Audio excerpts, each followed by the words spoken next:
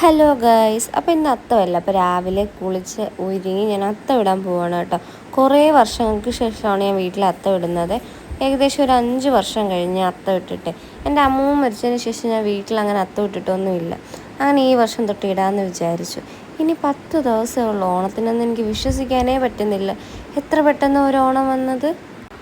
അത്തമിടാനുള്ള തറയൊക്കെ നമ്മൾ തലേന്ന് സെറ്റാക്കിയിട്ടുണ്ടായിരുന്നു. ചാണകമൊക്കെ തെളിച്ച് വെച്ചൊന്ന് ഉണങ്ങണമായിരുന്നല്ലോ. അപ്പോൾ നമ്മൾ തലേന്ന് അതൊക്കെ ചെയ്തിട്ടുണ്ടായിരുന്നു.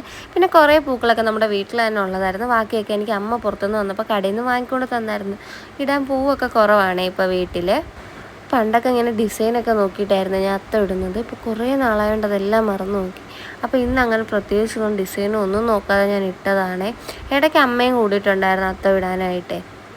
എൻ്റെ കൊച്ചിലൊക്കെ ഞാൻ തലേന്നേ പൂവെല്ലാം പിച്ച് വെക്കുമായിരുന്നു. അടുത്തുള്ള വീട്ടുകളിലും റോഡിൽ നിന്നും എല്ലാം പൂവിച്ച് കൊണ്ട് വരുമായിരുന്നു. അതുപോലെ ഇലയൊക്കെ അരിഞ്ഞൊക്കെ ഇടുമായിരുന്നു. ഇപ്പോൾ അതിനുള്ള ഒന്നും സമയം കിട്ടാറില്ല. ജോലിക്ക് പോയിട്ട് വരുമ്പോഴേക്കൊരു സമയം. അങ്ങനെ അങ്ങനെയുള്ള പരിപാടികളൊന്നും ഇപ്പോൾ നടക്കാറില്ല.